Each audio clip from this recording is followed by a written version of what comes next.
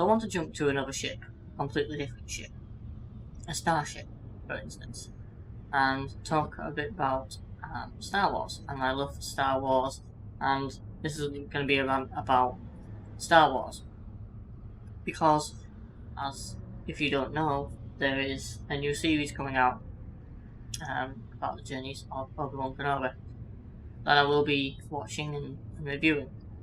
So I want to do this rant to kind of really show where I am with the Star Wars series as a whole. So, from the beginning, it started with the prequels. I'm a prequel fan, and I got into Star Wars from the prequels. I know it's not everyone's cup of tea, but someday I will go into the reasons why I like the prequels and why, it stays with me still today. So, The Phantom Menace was really a movie that I watched. And I did like it, but at that time I was more of a casual watcher. My father's a big fan of Star Wars. He was a big fan of the original trilogy, so he was really excited for the prequels. And it was enjoyable, as I said.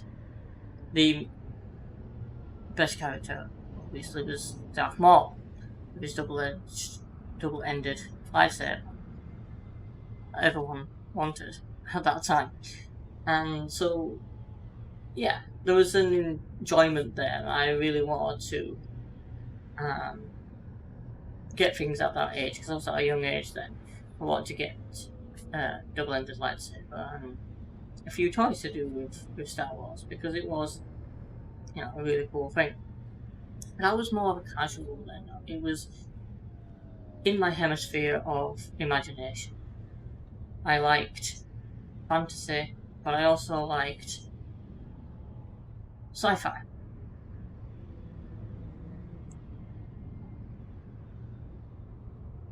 Some days I would want to be Legolas, and then some days I want to be Anakin. That was kind of my childhood. But it started with The Phantom Menace as kind of a casual enjoyment. When Attack of the Clones came out, that's when I really started to like Star Wars a lot. I used to watch Attack of the Clones as many times as I could, just like I did with other series like Jurassic Park and any Disney films that I liked. Toy Story. I digress. But Attack of the Clones is one of the films I used to watch constantly, and I really liked Anakin's character. Now I know Anakin's character to a lot of people was they didn't really like that character at the time and how it was portrayed. I liked how it was portrayed. I liked his emotion, because I think people saw that it was very bland. I kind of saw, because I was at that age that I was developing myself, and Anakin kind of represented that development, kind of represented the emotions that you would go through at a young age. Obviously he was old, but the problems I was facing were real world problems in essence. He fancied Padme, he dreamed of Padme, but he also had fear, because obviously he was dreaming about his mother, because he was taken away from his home, and he had strong feelings, about his mother and wanted to save his mother. And so obviously that's going to be stuck with him. And he is very brash because he hasn't learned not to be, And I think when it comes down to it, I think Hayden Christensen did a great job at looking at Anakin, looking at Darth Vader and seeing what it would be, and at a younger age, at a time where everything's being given to him, but he's not allowed to do the things he really wants to do. And that represents a lot when it comes to, when you're a kid and you want to do things, but you can't. You can, but you're not allowed, you're being held back. And the overall story of that, how it transpired, was fascinating. It had space battles, it had this investigation sort of thing, so it was kind of like Sherlock Holmes in a way. But it was also, it had lightsabers and Star Wars, which was fantastic and what people love to see, especially when you see Yoda fight for the first time, kicking ass with a lightsaber. So that's when my real love for Star Wars started, with the Attack of the Clones, and it just spurred my imagination further and further from there. I wanted to be Anakin Skywalker. And so I was really, really excited for the next one. I really wanted to see, what would be the climactic end to this prequel. So as I said, during that I was rewatching Attack of the Clones. And then when Revenge of the Sith came out, again, I was 100% in it. That movie was probably the best Star Wars films that I've seen to date. And it still, stands the test of time. I love how tragic that last episode is, where you want the best for these characters, but it's not going to happen. And it's fantastic to see that transpire in the way it does, because everything's on a precipice. If just a little bit was different, it would change the whole outcome of the film. But everything that transpires, creates that tragedy and Anakin's fall to the dark side.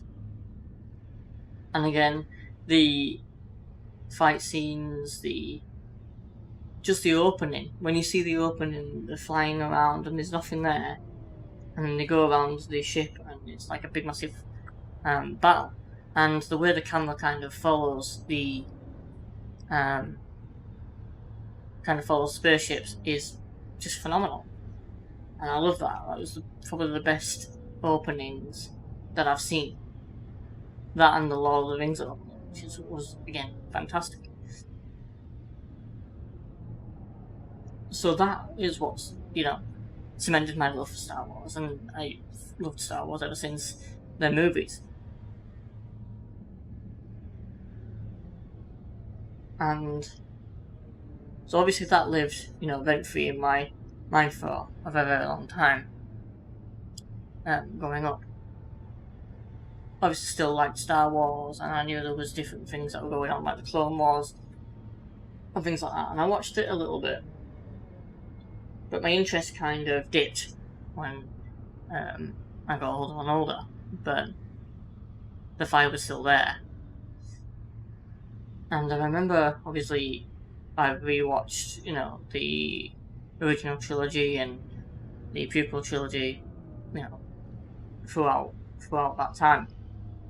And obviously still being endorsed in this adventure.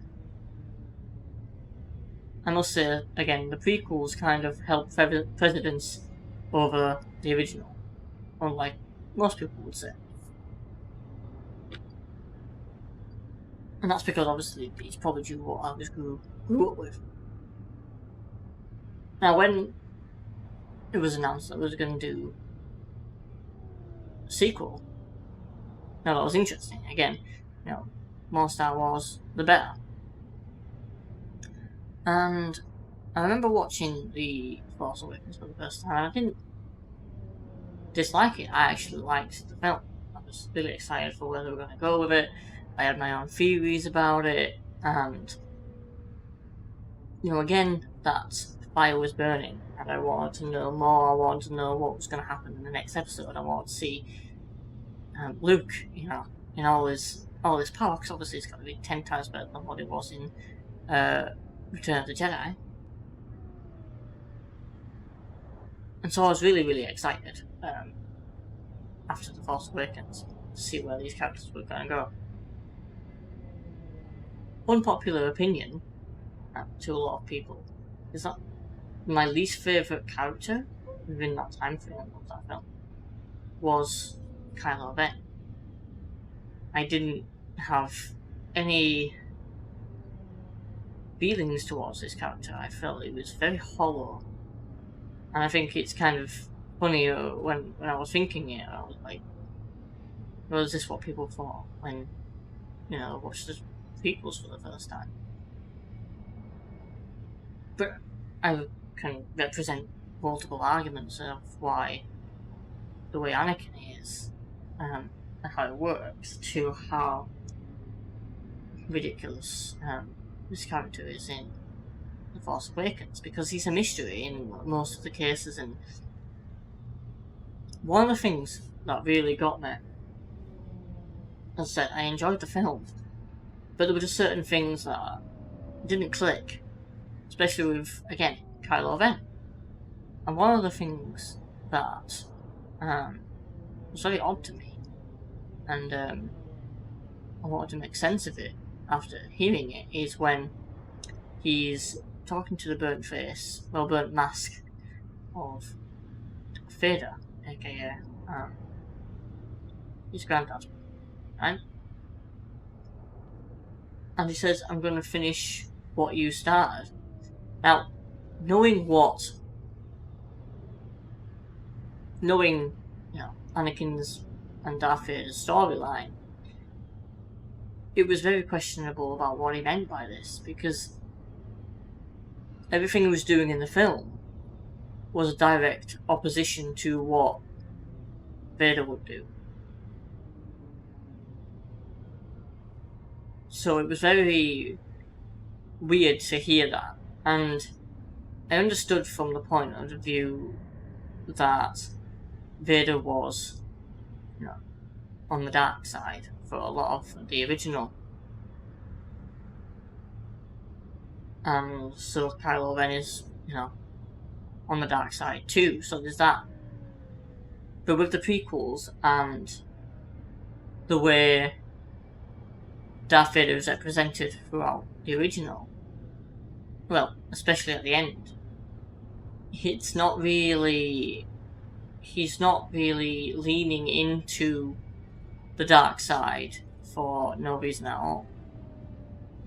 Well, this moment, it seemed like Kylo Ren was wanting to be evil for next to no reason other than his grandfather was. But I'm pretty sure he would have been told, on the reasons why he did turn to the dark side. It was not the same as just wanting more power. It was a sense of wanting to save people at the initially, but then being stuck with the thought of there's no going back from the dark side, until Luke shows him that he can overcome the darkness within him and return to the light. And you would think that Luke would bestow this upon him.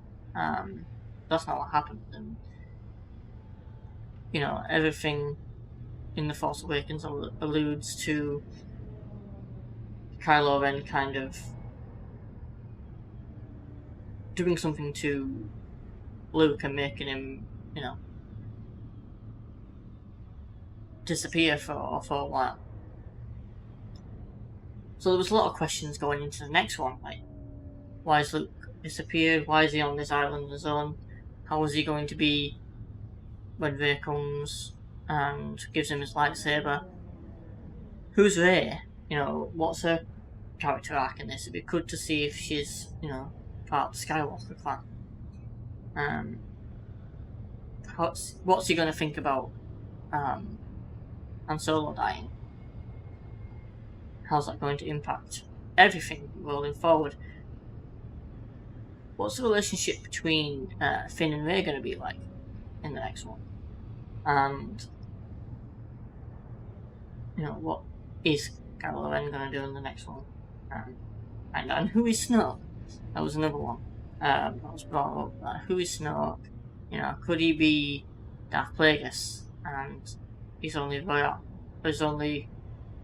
rose to power now because Darth Vader and Palpatine have been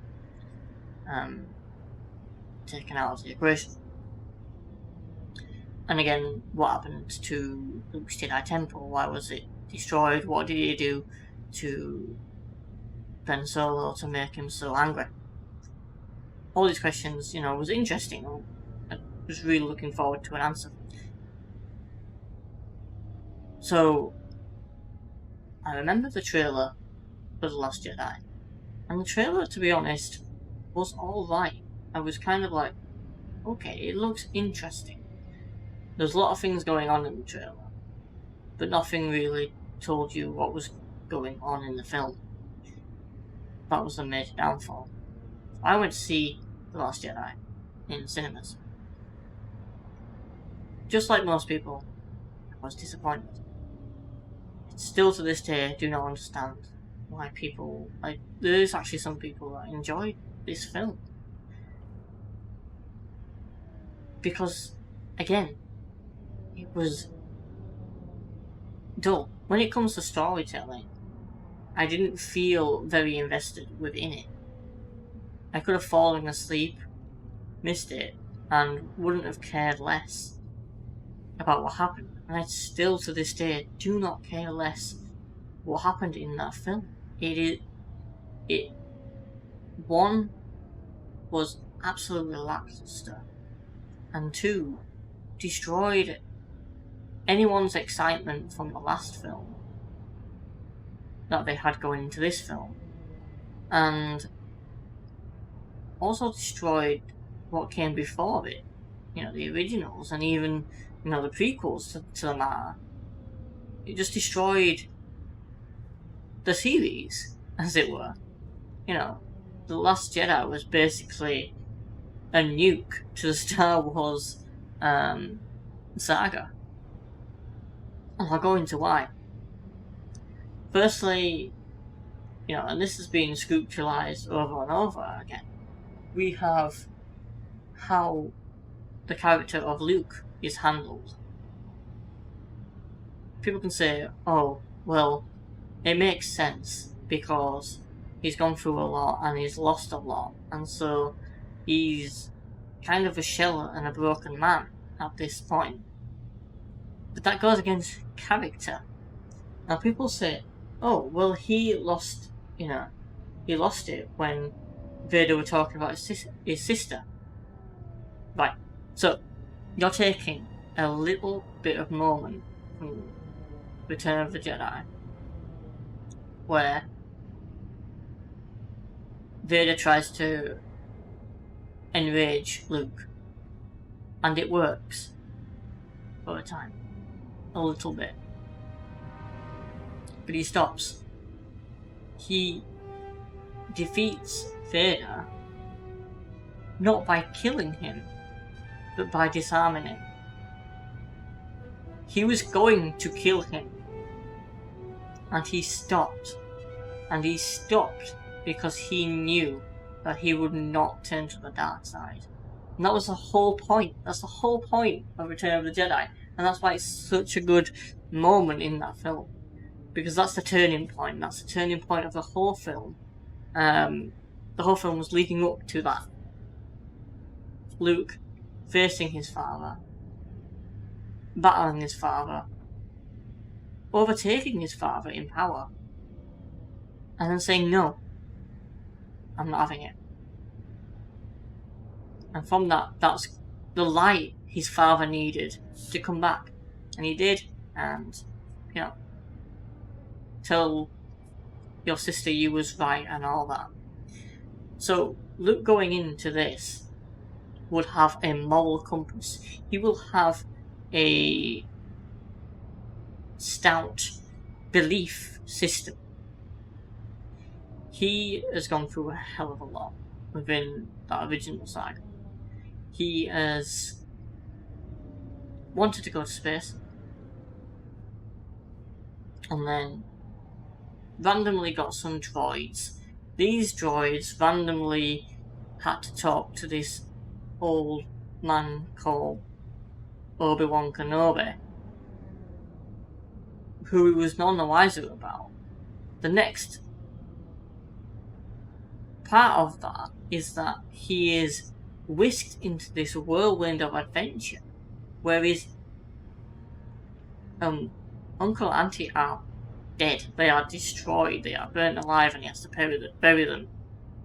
And then has to leave his past behind and sail off, with this wizard and this rogue and this big Wookiee and these two droids that are in, that he owns now.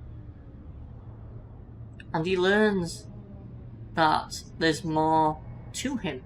He's interested in his heritage from day one. Who was his father? His uncle lied to him about his father, and this is told by Obi-Wan Kenobi. So Obi-Wan Kenobi is kind of that light, that kind of...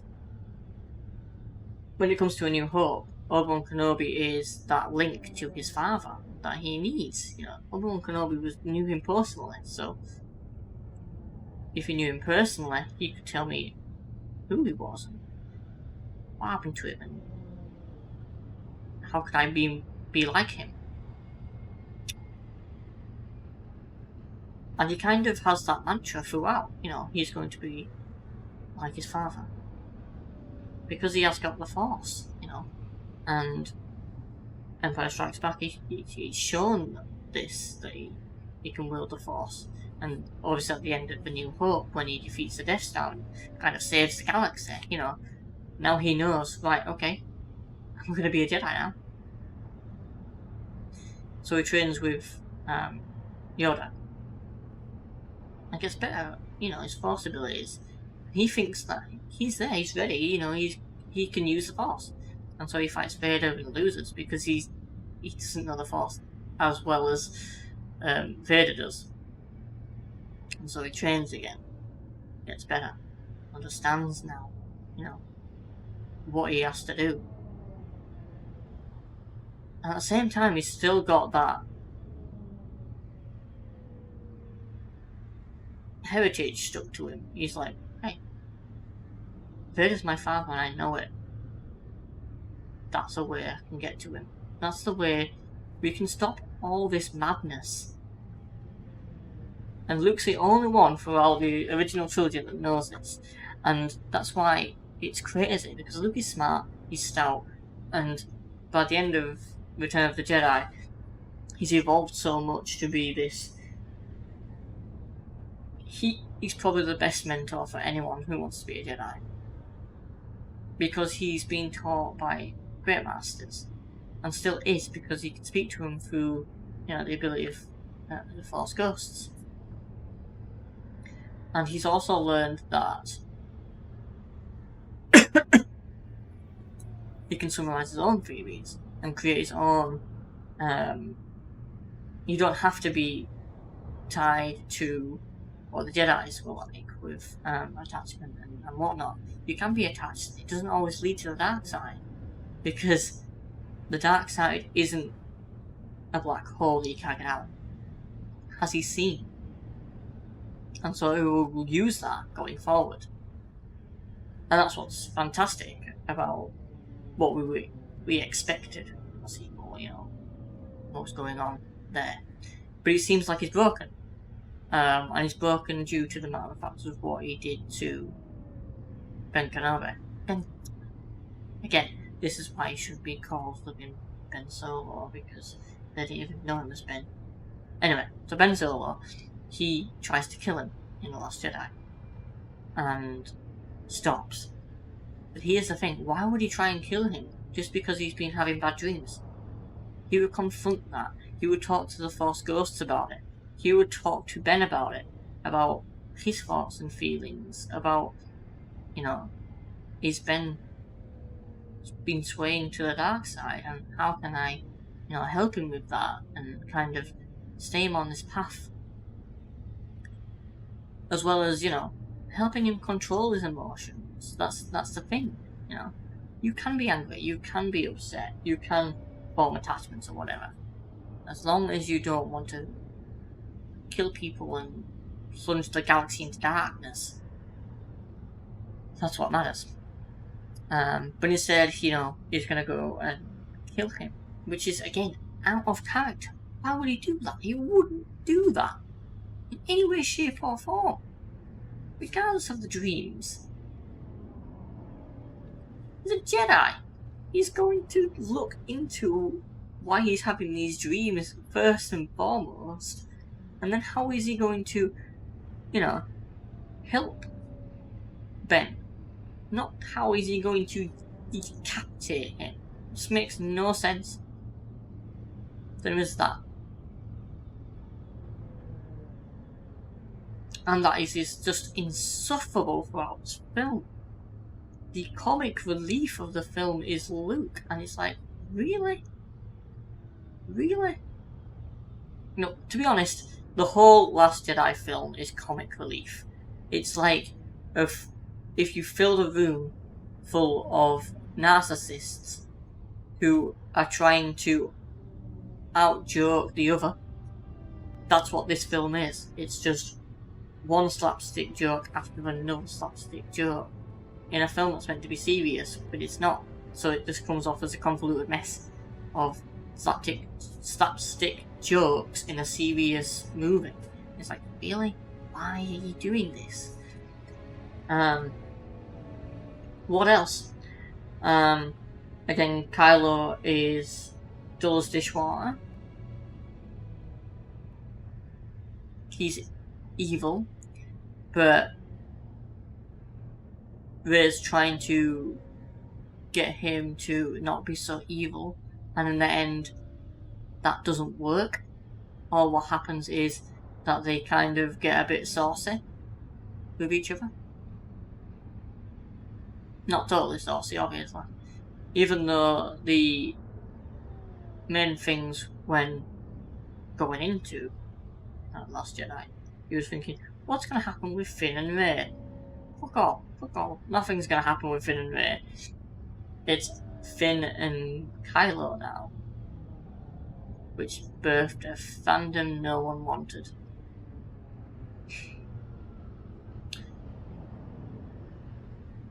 Rey again shows that she is a formidable person without any reason to be.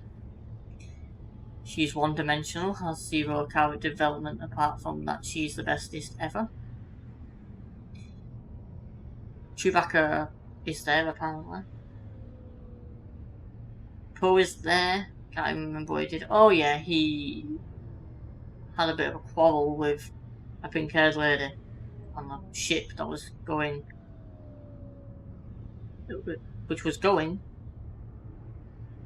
fleeing from the First Order for the whole entire movie. That was it. That's what they were doing. Finn, again, was comic relief, saving animals on a planet for no reason. And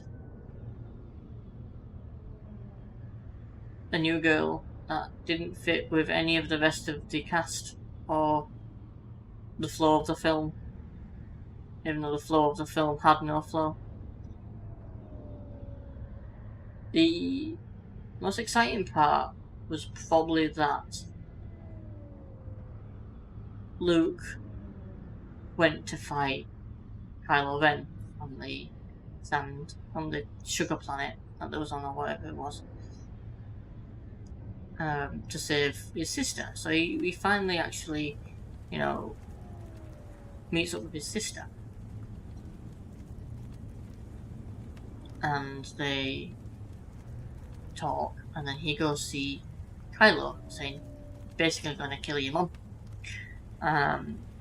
In The Force Awakens, he's already killed his dad, so, you know, he's trying to finish off the family, isn't he? But yeah, he goes to fight Kylo, and does really well, you know, doing this kind of cool Jedi tricks and stuff, being cool and whatnot, being better than Kylo Ren, making Kylo Ren really, really upset. But then you find out that is even cooler is that he's not actually there, and he's force projecting himself. He's still on his little planet, so he's not actually physically there, which enrages Kylo a bit more.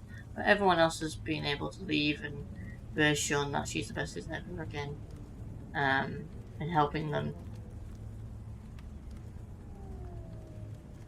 And then Luke dies. He just disappears into thin air.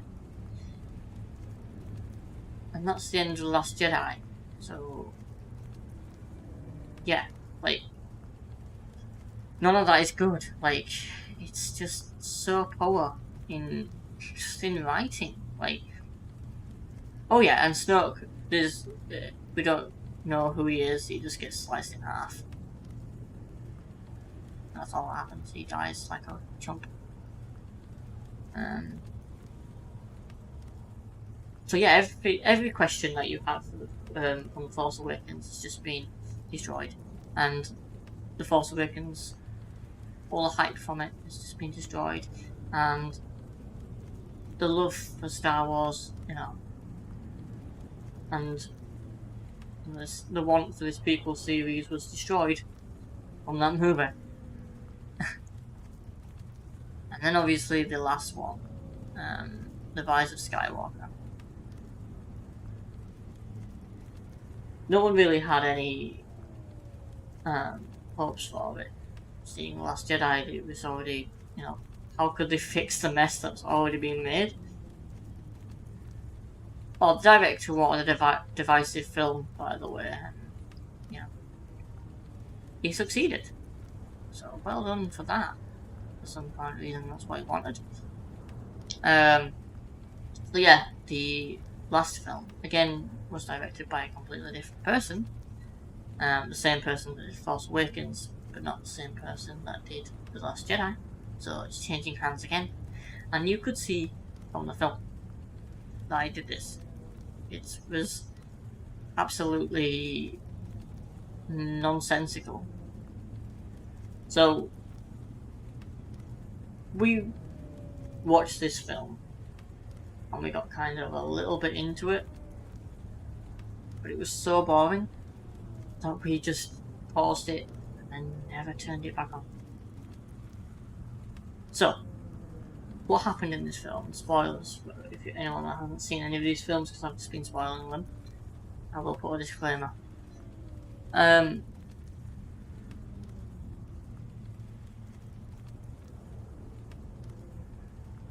So, the whole plot was very fast-paced. Like, it was just jumping from one thing to another quite rapidly. And it didn't have any interest. There was no interest in what they were doing. I didn't really care going into it. It just seemed nonsensical this way. And the craziest thing, and probably the thing that brought the camels back, was there's a scene where Rey accidentally kills Chewbacca. And there's a sorrowful moment like, oh my god, she's just killed Chewbacca. Like, that's not good. It was very lackluster that Chewbacca, you know, went out like a chump. Like, there wasn't any real impact. It was just kind of like, oh my god, I've accidentally killed Chewie. That's how he's going to go out. Fair, okay then. But not a minute later, you know, did they show that, oh wait, he was in another ship, he's fine. Like, the suspension of disbelief was not even there. Like, oh, they killed Chewbacca. Oh no, it's fine. So, any impact that you are to gain has been lost in like a matter of minutes. Are you serious? Like, really? And the film is kind of like that throughout. As I said, we paused it and never watched it again. I did go back and watch it, little bits and see videos here and there about it. But again, it just seems like the film was like that throughout. You know, it was kind of like, it's meant to be important. It's meant to be important here, but it's not. And then it doesn't matter after, and it kind of just jumps that way. And it we're just ludicrous. It just had no sense to it. So I haven't really watched that episode at all because I don't have any desire to. And then seeing videos on it as well, it kind of cements why I wouldn't really want to watch it anyway. With the end that she kind of defeats Palpatine on her own.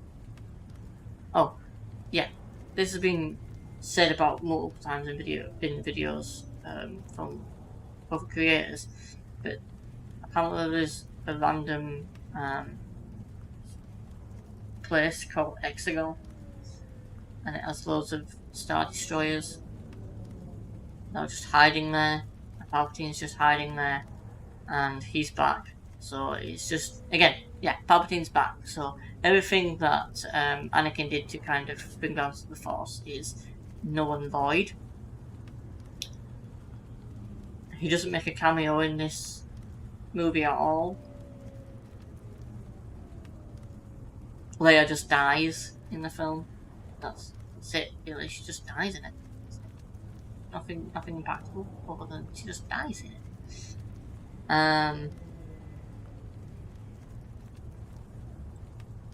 C-3PO looks on at total strangers and calls them friends, and then technically dies.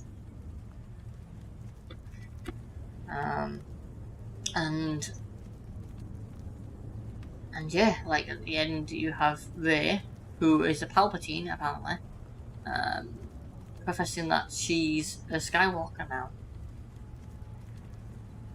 Even though throughout that film she's very, very close to Leia, and Leia's kind of been training her, and has been much more of a help than Luke was in the previous movie. So you would think she would be more of an Organa or a Solo than she was, because she was very, very, she really loved Han as well in the first film. So you think she would be more of a Solo or an Organa than a Skywalker, but whatever. And so yeah, she's nicked their name for some kind of reason, even though Luke and Leia are known as basically the children of Darth Vader, who slaughtered loads of people. Because Luke doesn't change his name. Luke is Luke Skywalker. So he would have had to live with that stigma and kind of bring justice to his name. And so she could have done the same. She could have, because her grandfather, because that's what Palpatine was, is kind of her grandfather-ish. He has a clone of himself. She's younger, and that clone kind of, tries to get away from his father, his maker, basically, and he has Rey and hides her so that Palpatine doesn't get to her. So, you're kind of insulting the people that sacrifice themselves for you, initially, like changing your name, but whatever. So yeah, the sequel trilogy in a whole was just bad. When it comes to looking at Star Wars, George Lucas had a story. He wrote this story. He then wanted to film this story. And yes, he changed things here and there, because he didn't think it was going to turn into a big massive trilogy, the original. But it did. So obviously he had to make the story bigger and put more into it. And he did that. That was kind of his personal project. It was his story, in essence. And then he wanted to make a prequel to it, to kind of, to coincide with his original trilogy. So he got to work on the prequel and obviously outline what the story was going to be and everything. And then he made them films. And again, he would have tweaked it a little bit to the films that we had. The films that we got, sorry. But again, it was his story. He developed a story and then made it. Like most storytellers and writers, they'll make the story and they'll make adjustments to the story so, it's more interesting or makes more sense and things like that. But again, that's their story. It's their initial story. They have the initial ideas. They know what's happening from one film to the next, so on and so forth. When they sold the film to Disney, again, they ignored George's kind of outline, because he had kind of an outline for the sequels. And it's been shown that they didn't care for his outline. And in a book about the former CEO of Disney, where he kind of was frustrated and walked out of me in regards to the sequels, because obviously they wasn't taking any of his ideas on board. There was also reports that they left it so late, so they kind of had to get J.J. Abrams in there to kind of just, corral this into a movie. And that's what they did. But it seems like they made the story for The Force Awakens and then didn't make a story for the subsequent ones. So when it came around to making The Last Jedi, they had to write again, and they brought in a new director, which was the worst thing they could do. So the creative team was completely different in a way, because obviously the different viewpoints of the directors. So that's why it's disjointed with Force Awakens, and everything that Force Awakens did was destroyed by The Last Jedi. It was just kind of just broken down and built into this new storyline, as it were. But then they changed hands again.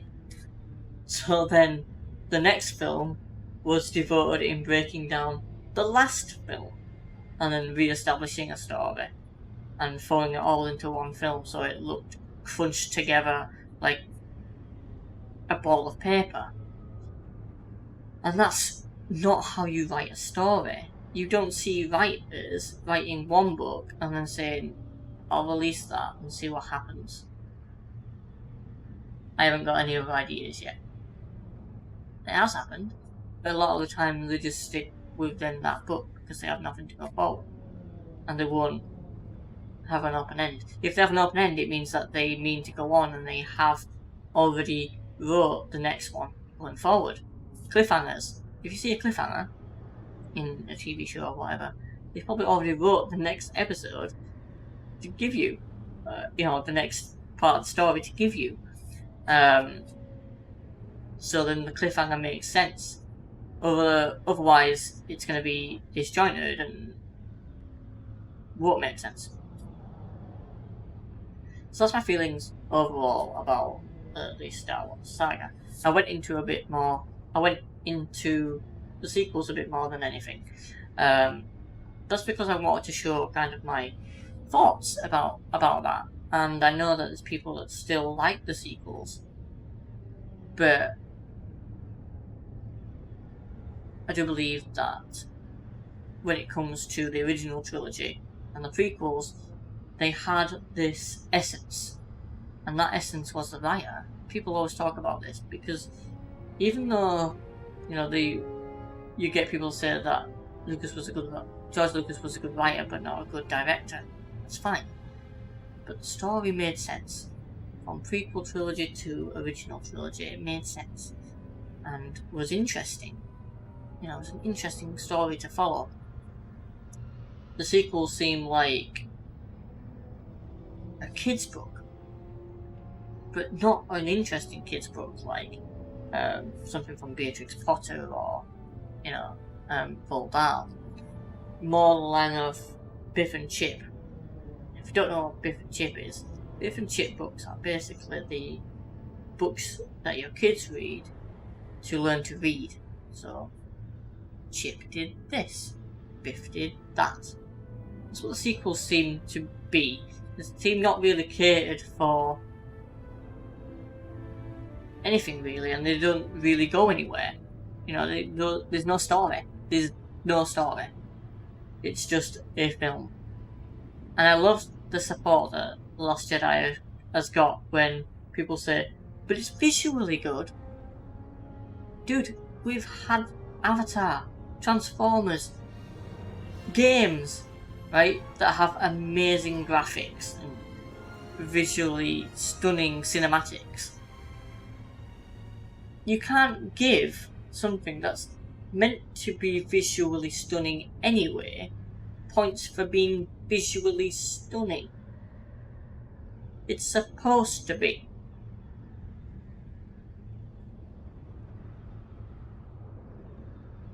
So yeah.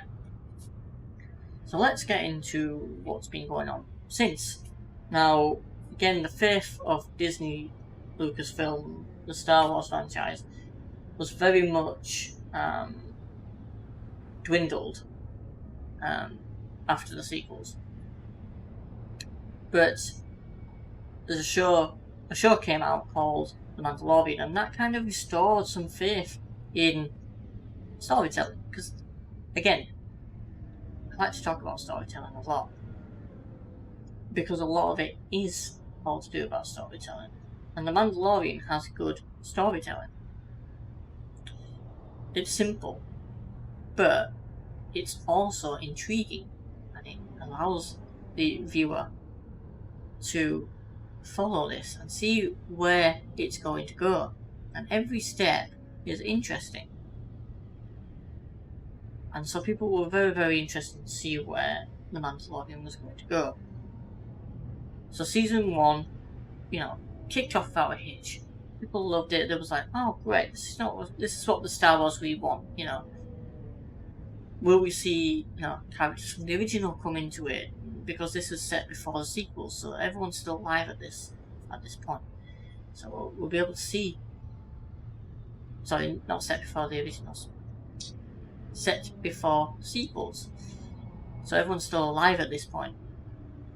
So going forward, we could see them within it. This includes characters from the Clone Wars and the show they did with Disney called Rebels, and we'll be able to see them. People have interest in that, as well as people from the original trilogy, like Luke and Leia and Han and whatnot. And so people are very interested to see where Mandalorian's going to go. And so interesting, places like Tatooine and all these amazing, nostalgia bits. As well as introducing a very interesting character with Yoda's species, but this was a baby version. So it wasn't over. Yoda's species he wasn't the last one. There's another one. So that creates a interest in regards to nostalgia and see where the story's going to go from there.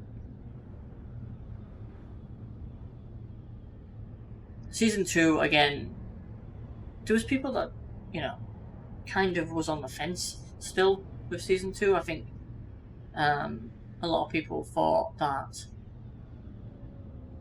there was a lot of nostalgia bit going on, and there was. I would say that there's a lot of things within Mandalorian that people can state that are very nostalgia bit.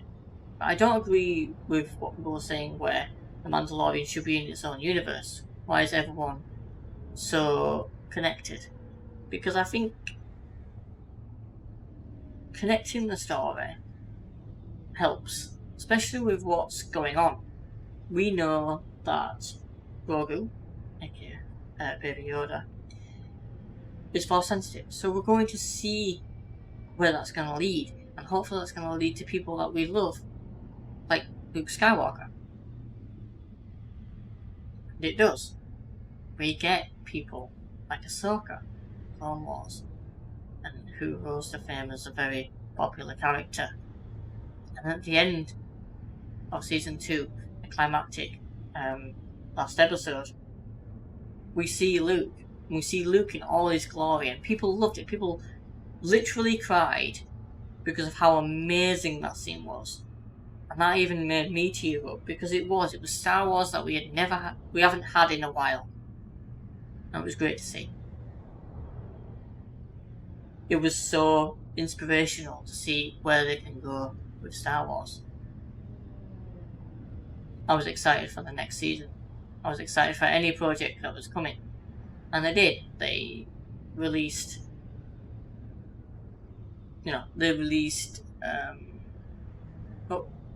they showed what series they're still going to do after. They are filming Ahsoka series, which is going to follow Ahsoka, what she's doing, which again made people really excited about that popular character, Clone Wars. And also the matter of fact is we might see flashbacks to the Clone Wars with, again, Hayden Christensen reprising that role, again making me excited because I haven't seen Hayden Christensen in that role since, the prequels, and people are really excited to see that. The Kenobi show that was teased for a while, again, that being created. And again, that hype, seeing Ewan McGregor as Obi-Wan Kenobi again from the prequels, that Hayden Christensen was going to be Darth Vader again. It was, again, bringing back that nostalgia, and hopefully the stories we've held as well. We got a spin-off to The Mandalorian called Boba Fett, or the Book of Boba Fett, sorry. And people were very excited about this because Boba Fett is a very big character, rose to prominence from the original trilogy. And so I was excited as well. I was excited about the series to see where it was going to go, because he is the original Mandalorian that we know. And I would say that the series was interesting-ish. But I really wanted to hit on points that were previously explored. So before the Book of Boba Fett, we had a show called The Bad Batch. And that introduced a character called Omega. And Omega is basically an unaltered clone of Jango Fett, just like Boba Fett is. And she also gets in contact with Fennec Shand, who's, going around with Boba Fett now. The Bad Batch is set before the originals as well. But the Book of Boba Fett obviously is set after the originals, so they would have been much older. I thought it was going to explore that. I thought there was going to be some sort of tease to the Bad Batch, some sort of tease to that connected universe, because obviously Boba Fett's a sister now, canonically. But the show didn't explore that. What it explored was basically Boba Fett had gone back to Tatooine and was trying to be a crime lord in Tatooine. That's it. That's the premise of the story. That's the story in a nutshell. It kind of shows how he got out of the Sarlacc pit. That was cool. So he got out of the Sarlacc pit. He burned through the Sarlacc pit with his suit, and then climbed out of the Sarlacc pit.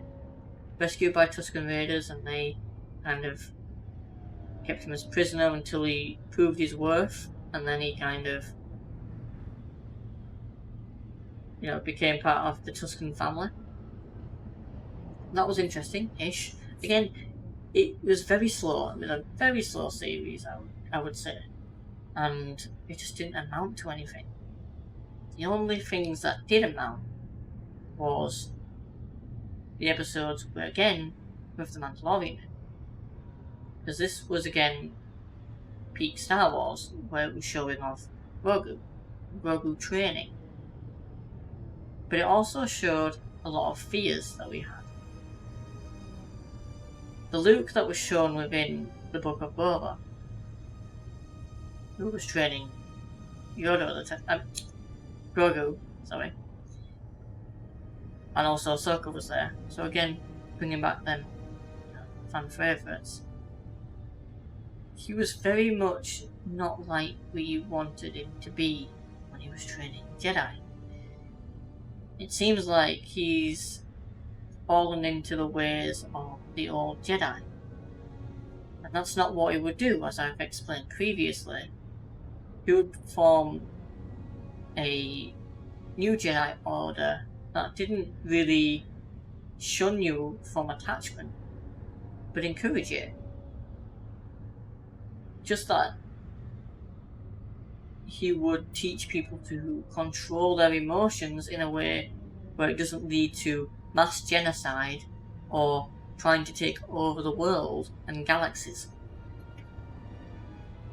And, using your emotions and the Force for good rather than evil.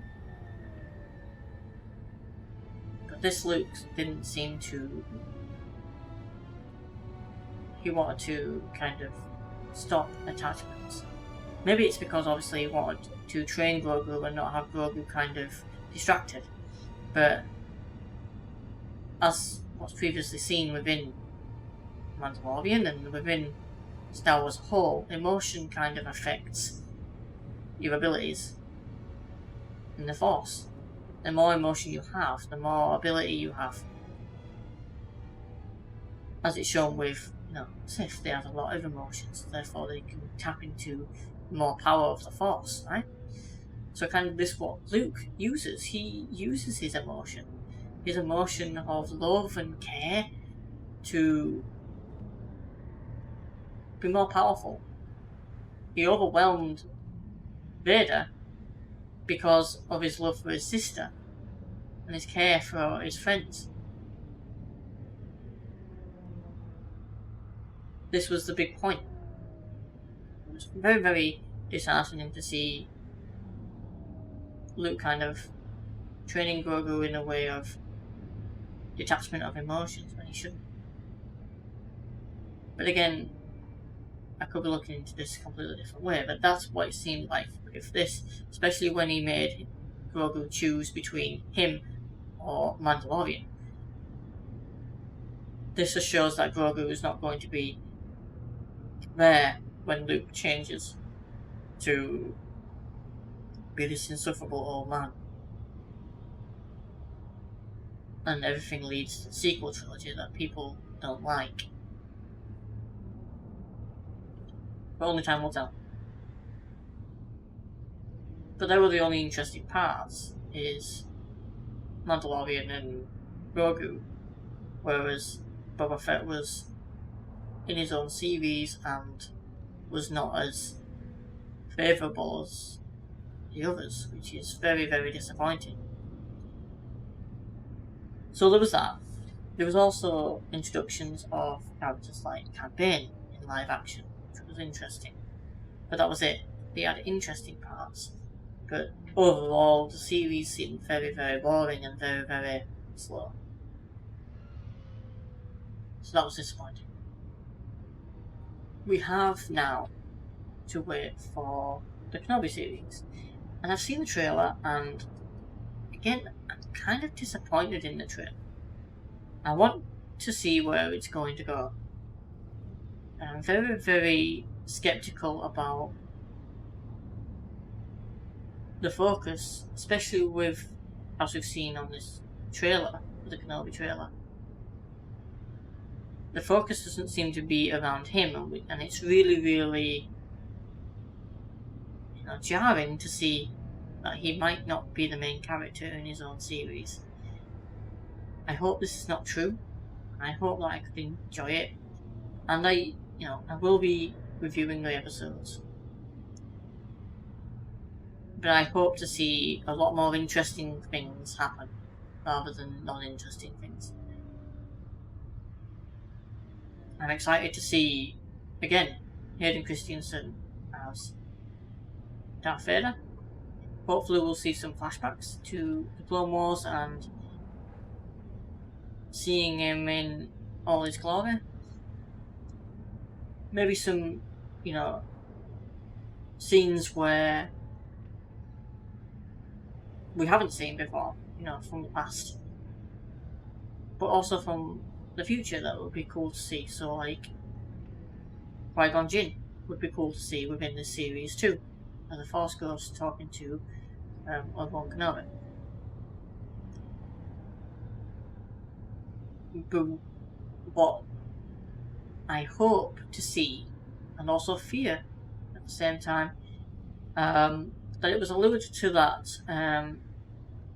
Kenobi and Vader were going to fight again. Now, this has me fearful for what they mean by that, because in A New Hope they haven't fought since Mustafar. It makes sense with what Darth Vader and Kenobi say to each other when they meet, about obviously Vader being the pupil and now he's the master.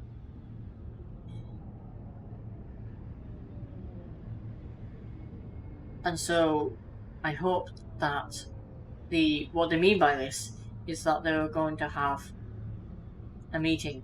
May it be a force projection, or may it be in Kenobi's nightmares about how the fight could have gone, or even in the point of view of Vader, of how the fight could have gone and whatnot, just kind of resurfacing Mustafar in a way. Or even just having a fight but not really, physically having a fight. Maybe having a fight within, the Force. Having them Force project themselves somewhere and fighting there. And, or even talking, through Force projection or whatnot. But I really don't want them to meet until A New Hope. So I do hope that everything is, as I said, nightmares and talks with the Force and kind of in that hemisphere instead of meeting each other physically. But again, it would be cool to see, what they're going to do with the series, and I am excited for it. I hope my excitement is justified. And as I said, I will be reviewing it. So I hope you liked this rant today. If you did, please leave a like, leave a comment, subscribe if you want, and thank you for watching.